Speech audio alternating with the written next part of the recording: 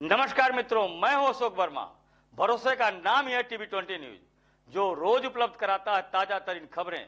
देश और प्रदेश की तमाम अहम खबरों के साथ आइए नजर डालते हैं इस खबर। बता दें कि स्थानीय नगर पंचायत स्थित भाजपा युवा मोर्चा जिला अध्यक्ष लालगंज पुष्कर मिश्र की माताजी एवं वरिष्ठ भाजपा नेता रमाकांत मिश्र की पत्नी प्रथमा देवी के चौथे पुण्यतिथि के अवसर पर श्रद्धा सुमन अर्पित करने पहुंचे भाजपा प्रदेश प्रवक्ता राजेश त्रिपाठी ने श्रद्धा सुमन अर्पित करते हुए मीडिया के सवालों का जवाब दिया। इस मौके पर पूर्व जिला अध्यक्ष सूरज प्रकाश श्रीवास्तव भी मौजूद रहे। एक राष्ट्र एक चुनाव को लेकर कहा कि देश में 1952 से लेकर 1967 तक एक साथ ही चुनाव होते रहे, लेकिन कुछ कालखंड में कांग्रेस की अपनी कुरीतियों के कारण इस देश में एक राष्ट्र एक चुनाव की परिपाटी बंद हुई। हाल ही में प्रदेश में जो विकास कार्य हुए हैं उन पर उन्होंने कहा कि भाजपा ने प्रदेश की कानून व्यवस्था को पटरी पर लाने का काम किया है, माफियाओं के फेडरल साम्राज्य को ध्वस्त करने का काम किया है, उत्तर प्रदेश में बाधाओं को दूर किया है, जिससे आज प्रदेश का चौमुखी विकास हो रहा है। विपक्ष द्वारा लगाए गए आरोपों पर बताया कि विपक्ष को सवाल उठाने का कोई अधिकार ही नहीं है। जिन्होंने माफिया अतीक अहमद, मुख्तार अंसारी जैसे लोगों को पाला पोसा हो, जिन्होंने हमेशा फेडरल समाज को चलाने की व्यवस्थाएं दी हो, उन्हें आज बोलने का कोई अधिकार ही नहीं है। आइए सुनाते हैं आगे और क्या कुछ कहा है।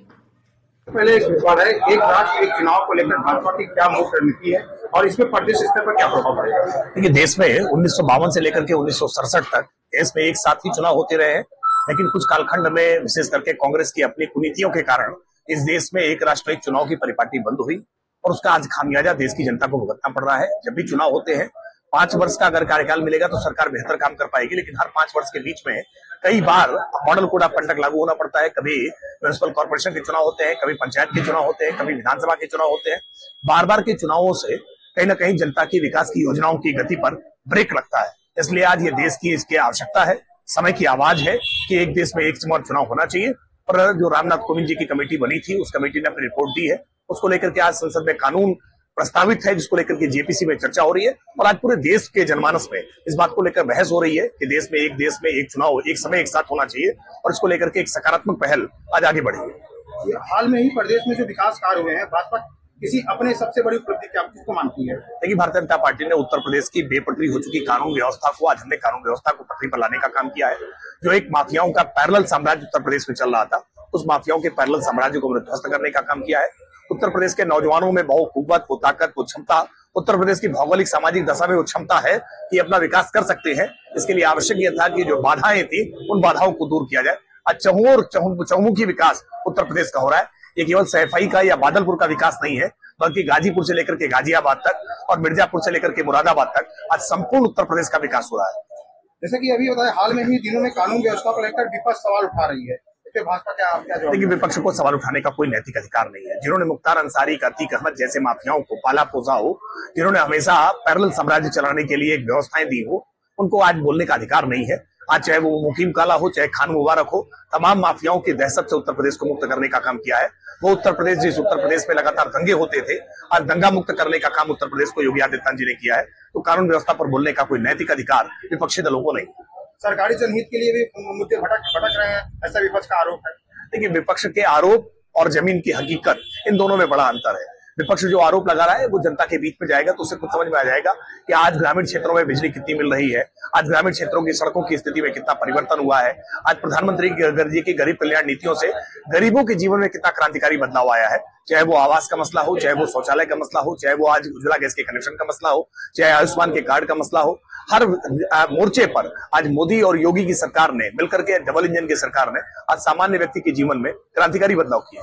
युवाओं के लिए रोजगार के नया अवसर भाजपा लाएगी क्या? इसके लिए भारतीय जनता पार्टी की सरकार ने आज इंफ्रास्ट्रक्चर को ठीक करने का काम किया है। आज उत्तर प्रदेश में उद्योग धंधे आ रहे हैं, वरना माफियाओं के डर से उत्तर प्रदेश में बिजली की अनुपलब्धता के कारण, अच्छी सड़कें न होने के कारण उत्तर प्रदेश में इंडस्ट्रीज नहीं आ पाती थी। आज उत्तर प्रदेश में बड़े पैमाने पर इंडस्ट्री आ रही है।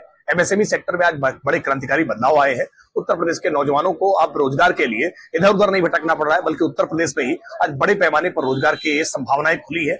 उत्तर प्रदेश के नौजवानों को कौशल विकास के साथ जोड़ करके स्किल्ड करने का काम उत्तर प्रदेश की योगी आदित्यनाथ सरकार कर रही है।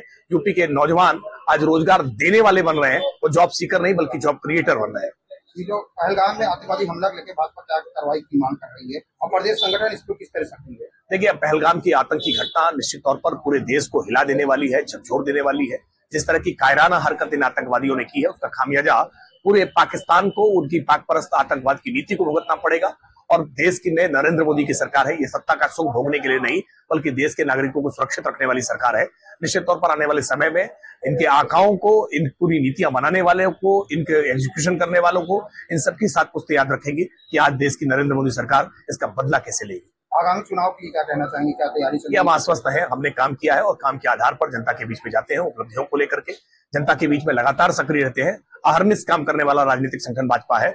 हम केवल चुनावी मेढकों की तरह से केवल आकर के मौसमी बरसात के समय टर्न नहीं करते, बल्कि जनता के बीच में उनके सुख दुख में उनके साथ कंधे से कंधा मिलाकर खड़े हैं। हमें पूरा भरोसा है कि जनता उत्तर प्रदेश में तीसरा मौका, और जब फिर देश में चुनाव होंगे तो नरेंद्र मोदी सरकार को चौथा मौका फिर से मिलेगा। आज यहाँ पे जिला अध्यक्ष लालगंज के पुण्यतिथि पे आए माता जी के लिए बताया। देखिए, भारतीय जनता पार्टी के हर कार्यकर्ता के सुख दुख में खड़ा होना, यही भारतीय जनता पार्टी का व्यवहार है। हम ये परिवार की पार्टी नहीं, बल्कि पूरे पार्टी को एक परिवार मानते हैं।